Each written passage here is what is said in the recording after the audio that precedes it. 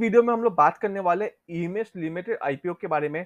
Company का क्या business module है, क्या फाइनेंशियल्स है, क्या वैल्यूएशन है, प्रमोटर होल्डिंग कितना है, कंपनी पैसा क्यों उठा रही है आईपीओ के थ्रू, साथ ही साथ आईपीओ ओएफएस है या फ्रेश इशू है, या एट लास्ट आईपीओ में आप लोगों को अप्लाई करना है या नहीं। यानी अप्लाई करना है तो आप लोगों को एक लॉट अप्लाई करना है या मल्टीपल लॉट अप्लाई करना है या मल्टीपल पैन कार्ड से आप लोगों को ये आईपीओ अप्लाई करना है। और आईपीओ में अप्लाई नहीं करना है तो नहीं अप्लाई करने के पीछे वजह क्या है? ये आईपीओ में अप्लाई करना है या सेकेंडरी मार्केट से आप लोगों को शेयर खरीदना है? ये सब अपने समझेंगे इस वीडियो के थ्रू। तो वीडियो को स्किप किए बिना वीडियो को एंड तक देखिए। EMS limited IPO incorporated in 2012, यानी कि कंपनी 2012 में बनी थी। कंपनी को पहले ईएमएस इंफ्राकॉन के नाम से जानते थे। कंपनी इंगेज थी in the business of providing water and waste water collection, treatment and disposable service.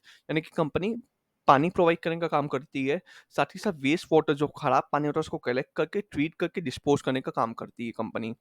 Company provide sewerage solution, water supply system, water and waste treatment plants, electrical transmission and distribution, road and allied works, operation and maintenance of wastewater scheme projects and water supply scheme projects for government authorities and bodies।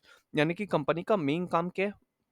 Water supply करना और waste water को collect करके treat करके dispose करना, किसके लिए? Government authorities and bodies के लिए। साथ ही साथ कंपनी मेंटेन करती है वेस्ट वाटर स्कीम प्रोजेक्ट को and water supply scheme project को भी। Companies engage in the work of pumping station and laying of pipeline for the supply of water। Company काम करती है पंपिंग स्टेशन बनाने का, साथ ही साथ जो वाटर जो पाइपलाइन से वाटर सप्लाई होता है वो पाइपलाइन बिछाने का भी काम कंपनी करती है, जिसके थ्रू वाटर सप्लाई किया जाए। अच्छा, ऊपर हम लोग यहाँ पे देखे थे maintenance of waste water scheme project. तो ये जो कंपनी का वेस्ट वाटर स्कीम प्रोजेक्ट है उसके अंदर सीवेज ट्रीटमेंट प्लान भी है, साथ ही साथ सीवेज नेटवर्क स्कीम भी है। कंपनी का खुद का सिविल कंस्ट्रक्शन टीम है जिसके अंदर 57 इंजीनियर्स है और इंडस्ट्री एक्सपर्ट्स है। 24 मार्च 2023 तक कंपनी ऑपरेट कर रही थी एंड मेंटेन कर रही थी 13 प्रोजेक्ट्स। WWSPS का बोलो या WSSPS का बोलो या STPS का बोलो या HNM का बोलो, जिसका वैल्यू 1,38,909 लैक्स है। एंड 5 ONM प्रोजेक्ट ऑपरेट कर रही थी कंपनी और मेंटेन कर रही थी ONM प्रोजेक्ट्स, जिसका वैल्यू है 9,928 लैक्स, जो 5 स्टेट में स्प्रेड किया हुआ है। यानी कि 5 स्टेट में कंपनी 5 ONM प्रोजेक्ट्स मैनेज कर रही है और ऑपरेट कर रही है, जिसका वैल्यू है 9,928 लैक्स। और 13 प्रोजेक्ट्स कंपनी ऑपरेट करके मेंटेन भी कर रही है, WWSPS का, WSSPS का, STPS का एंड HNM का। बिजनेस मॉडल कंपनी का काफ़ी तगड़ा है। बिजनेस मॉडल के लिए मैं कंपनी को 8 आउट ऑफ 10 देना चाहूँगा। बिजनेस कंपनी का बहुत अच्छा है। कंपनी का मेन काम ही है वाटर सप्लाई करके वेस्ट वाटर को ट्रीट करके कलेक्ट करके डिस्पर्स करने का। एंड कंपनी मेन काम कर रही है गवर्नमेंट अथॉरिटीज एंड बॉडीज के लिए, गवर्नमेंट बॉडीज के लिए। तो कंपनी का बिजनेस बहुत तगड़ा है। अब हम लोग कंपनी के आईपीओ डिटेल्स के बारे में जान लेते हैं थोड़ा। ईएमएस आईपीओ डिटेल्स के बारे में थोड़ा सा जान लेते हैं कि कंपनी का आईपीओ कब खुलने वाला है। कंपनी का आईपीओ खुलने वाला है 8 सितंबर 2023 को। आईपीओ बंद होने वाला 12 सितंबर 2023 को। फेस वैल्यू रहेगा ₹10 पर शेयर। मिनिमम लॉट साइज है 70 शेयर्स का। प्राइस बैंड रहेगा 200 से 211। तो हम लोग हमेशा आई पे अप्लाई करेंगे अपर बैंड में। अपर बैंड यहाँ पे क्या होगा? 211 में, यानी कि 200 से 210 के बीच में हम लोग अप्लाई नहीं करेंगे। हम लोग अप्लाई करेंगे आईपीओ हमेशा 211 में, यानी कि अपर प्राइस बैंड में हम लोग आईपीओ अप्लाई करेंगे। टोटल इशू साइज है 321 करोड़ का, जिसमें से फ्रेश इशू है 146 करोड़ का और ऑफर फॉर सेल है 175 करोड़ का, यानी कि 175 करोड़ का। कंपनी लिस्ट होने वाला बीएससी एनएससी दोनों में। EMS IPO time table. अब हम लोग आईपीओ को टाइम टेबल के बारे में थोड़ा सा जान लेते हैं। आईपीओ ओपन होने वाला 8 तारीख को, क्लोज होने वाला 12 सितंबर को। आईपीओ अलॉटमेंट होने वाला है 15 सितंबर को। आईपीओ आपने लगाया है और अगर आपको आईपीओ नहीं लगा है तो आपको जो फंड है वो रिफंड आ जाएगा 18 सितंबर को। अगर आपने आईपीओ लगाया है एंड अगर आपको शेयर्स अलॉट हो गया है तो आपके अकाउंट में शेयर आ जाएगा 20 सितंबर को। एंड आईपीओ लिस्ट होने वाला है 21 सितंबर को। अब अपने थोड़ा सा प्रमोटर होल्डिंग के बारे में जान लेते हैं। मिस्टर रामवीर सिंह एंड आशीष तोमार कंपनी के प्रमोटर, यानी कि ईएमएस आईपीओ के प्रमोटर का नाम है रामवीर सिंह एंड आशीष तोमार। आईपीओ लाने से पहले प्रमोटर लोग का होल्डिंग है 96.71%। Very nice, very interesting. ये बहुत अच्छा चीज़ है कि प्रमोटर का होल्डिंग 96.71% है।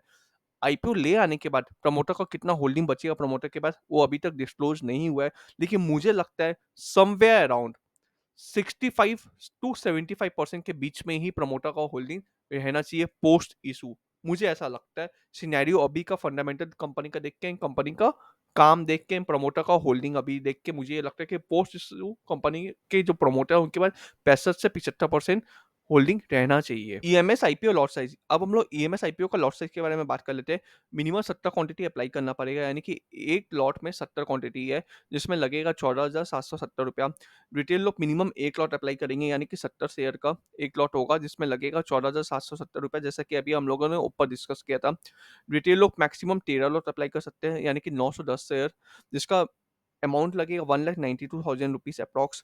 Small H minimum 14 lot apply कर सकते हैं, यानी कि 980 शेयर, जिसमें लगेगा 2,06,780 amount. Big H minimum 68 lot apply कर सकते हैं, यानी कि 4,760 शेयर मिनिमम अप्लाई करना पड़ेगा बिग एच वाले लोगों को, जिसमें लगेगा 10,04,360 रुपया।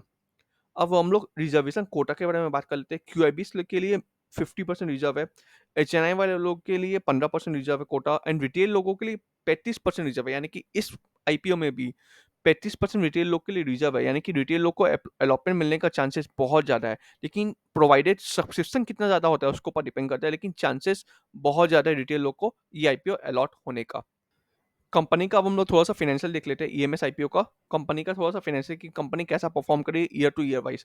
यहाँ पे 4 साल का कंपनी का फाइनेंशियल स्टेटमेंट दिया हुआ है, 2020, 2021, 2022, 2023। कंपनी का एसेट 2020 में था 308 करोड़। 31 मार्च 2021 में कंपनी का एसेट था 378 सीआर। फिर 2022 में कंपनी का एसेट था 502 सीआर। फिर 2023 में कंपनी का एसेट था 639 सीआर अप्रॉक्स, यानी कि year two year wise company के एसेट में हम लोगों को बढ़ोतरी देखने को मिला है। अब चलिए हम लोग देख लेते हैं कंपनी का रेवेन्यू कैसा है।